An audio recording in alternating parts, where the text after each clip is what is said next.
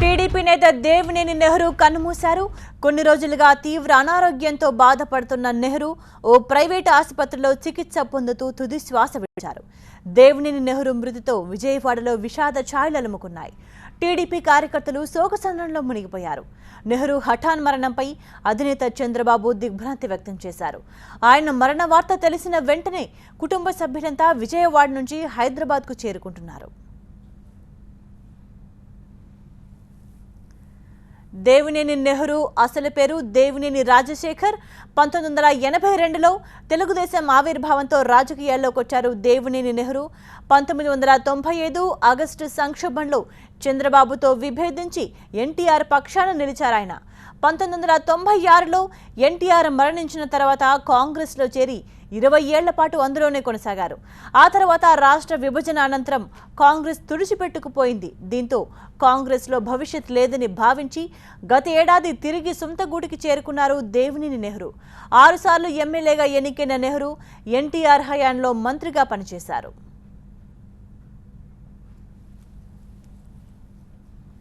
మరింత సమాచారాన్ని మా ప్రతినిధి అశోక్ అందిస్తారు. అశోక్, దేవినేని నెహ్రూ ఇక లేరన్న వార్త ఇప్పుడు బెజవాడలో ఆయన కార్యకర్తలందరూ కూడా శోకసంద్రంలో ముంచివేసిందని చెప్పాలి. ఎందుకంటే దేవినేని నెహ్రూ అంటే ప్రాణం ఇచ్చే కార్యకర్తలంతా కూడా బెజవాడలో ఉన్నారు. బెజవాడ చరిత్రలో దేవినేని నెహ్రూది ఒక చరిత్ర అని చెప్పాలి. అటు వంగవీటి ఫ్యామిలీకి ఎంత చరిత్ర ఉంటుందో దేవినేని నెహ్రూ కూడా అంతే చరిత్ర ఉంటుంది. ఈ రెండు కుటుంబాల మధ్య ఈ రెండు కుటుంబాలు ఒక దశాబ్దంలో ఎంత బాగా కలిసి ఉన్నారో ఆ తర్వాత ఒకరికొకళ్ళు ప్రాణాలు తీసుకునే స్థాయికి ఎదగటం, ఆ తర్వాత రెండు కుటుంబాల మధ్య వైరం, ఆ వైరంలో అటు వంగవీటి రంగా చనిపోవటం, ఆ తర్వాత దేవినేని కుటుంబ సభ్యులు దేవినేని నెహ్రూ సోదరులిద్దరూ చనిపోవటం, ఆ తర్వాత బెజవాడ చరిత్రలో ఒక మాయని రక్త చరిత్ర అనేది మిగిలిపోవడం కూడా జరిగింది. ఇది రక్త చరిత్రకు ఆనవాళ్లుగా ఇప్పుడు దేవినేని నెహ్రూ ఇప్పటి వరకు కూడా మిగిలి ఉన్నారు. దేవినేని నెహ్రూ ఒక మాటిస్తే మా వెనక్కి తగ్గరు అన్న పేరు కూడా ఆయనకు మిగిలి ఉంది. మొదటి నుంచి కూడా ఒక కమిట్మెంట్ తో తెలుగుదేశం పార్టీలోనే ఉన్నారు. పార్టీ పెట్టినప్పటి నుంచి కూడా ఎన్టీఆర్ వెంట నడిచి ఉన్నారు. ఆ తర్వాత సంక్షోభ సమయంలో అంటే చంద్రబాబు నాయుడు సీఎం అయిన సమయంలో కూడా ఆయన ఎన్టీఆర్ వెంట నడిచారు. ఆ తర్వాత లక్ష్మీపార్వతి వెంట కొద్ది కాలం నడిచారు. ఆ తర్వాత అనుకోని పరిస్థితుల్లో చంద్రబాబు నాయుడుతో ఆయనతో కొంత ఇబ్బందికరమైన పరిస్థితుల నేపథ్యంలో తెలుగుదేశం పార్టీని వీడి ఆయన కాంగ్రెస్ పార్టీ వైపు అడుగులు వేశారు. ఆ తర్వాత వైఎస్ రాజశేఖర రెడ్డితో పాటు కూడా కలిసి కొంతకాలం పనిచేశారు. ఆ తర్వాత కాంగ్రెస్ పార్టీకి ఇక్కడ పెద్ద ప్రాధాన్యం రాష్ట్రంలో లేకపోయినప్పటికీ కూడా అదే పార్టీలో కొనసాగి ఉన్నారు. కానీ రీసెంట్ గా రాష్ట్రంలో కాంగ్రెస్ పార్టీకి ఇక భవిష్యత్తు లేదు, కాంగ్రెస్ పార్టీలో తన కొడుకు భవిష్యత్తు ఉంటుందా లేదన్న ఆలోచనతో ఈ మధ్య కాలంలో మళ్ళీ తిరిగి తెలుగుదేశం పార్టీలో ఆయన చేరటం అనేది జరిగింది. భారీ బహిరంగ సభ ఏర్పాటు చేసి తిరిగి చంద్రబాబు సమక్షంలో ఆయన తెలుగుదేశం పార్టీలో చేరటం అనేది జరిగింది.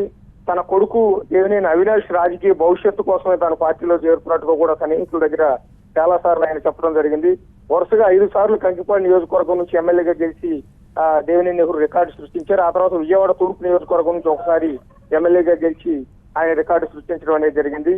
అయితే గత 3 సార్ల నుంచి ఆయన వరుసగా ఓటమి పాలవుతూ వస్తూ ఉన్నారు. ఆ ఓటమి భారం కూడా ఆయన కొంత పొంగదీసిందని చెప్తూ ఉండాలి. ఎంతో రికార్డు సృష్టించిన తాను ఈ మధ్య కాలంలో వరుసగా ఓడిపోవడం కూడా చాలా బాధ కలిగిస్తోందంటూ ఆయన బాధను వ్యక్తం చేశారు. అట్లాగే తన కుమారుడిని కూడా గత ఎన్నికల్లో కాంగ్రెస్ పార్టీ తరఫున విజయవాడ ఎంపీ స్థానం నుంచి పోటీ చేశారు. అయితే ఆయన ఓటమి పాలవటం నాకెంతో బాధ కలిగించిందని కూడా దేవినేని నెహ్రూ చెప్పడం జరిగింది. కనుక తన కుమారుడిని ఇకపైన ఎమ్మెల్యేగాను ఎంపీగాను చూడాలనుకుంటున్నానని కూడా చెప్పారు. అట్లాగే అందుకోసమే కొడుకు భవిష్యత్తు కోసం తన టీడీపీలో చేరటం, వచ్చే ఎన్నికల్లో ఖచ్చితంగా తన కొడుకుని స్థానంలో చూడాలని చంద్రబాబు నాయుడు దగ్గర కూడా పదే దేవినేని నెహ్రూ చెప్పినట్టుగా కూడా తెలుస్తోంది. ఈ నేపథ్యంలోనే ఆయన కొద్ది రోజులుగా కొంత అనారోగ్యానికి గురవుతున్నారు. కొద్ది కాలం హైదరాబాద్ వెళ్లి ట్రీట్మెంట్ తీసుకోవటం, మళ్ళీ తిరిగి విజయవాడ రావటం లాంటివి జరుగుతున్నాయి.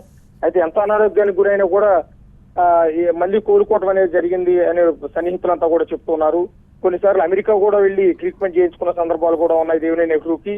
అయితే ఇలా హఠాత్ మరణం మాత్రం వాళ్ళ ఉదయం సంభవించిందని చెప్పాలి. ఎందుకంటే గత వారం రోజుల క్రితం ఆయన కిడ్నీ సమస్యలు కావచ్చు, ఇటు శ్వాస సంబంధ సమస్యలు కావచ్చు, అన్నిటికి సంబంధించి హైదరాబాద్ కేర్ హాస్పిటల్కి వెళ్లి చికిత్స కొన్ని సందర్భాలు ఉన్నాయి.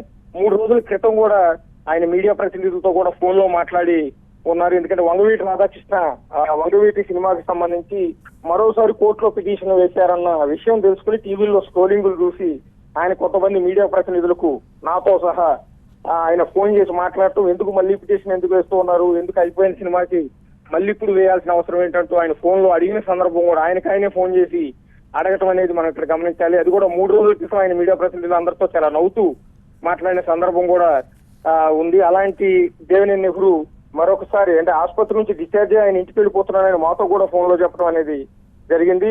అంతా కొంత అనారోగ్యంతో ఉండి ఆసుపత్రిలో చేరాను, 4-5 రోజుల నుంచి ఆసుపత్రిలోనే ఉన్నాను, ఇప్పుడు డిశ్చార్జ్ అయ్యి తిరిగి ఇంటికి వెళ్ళిపోతున్నానంటూ ఆయన ఫోన్ లో మాతోనే చెప్పారు.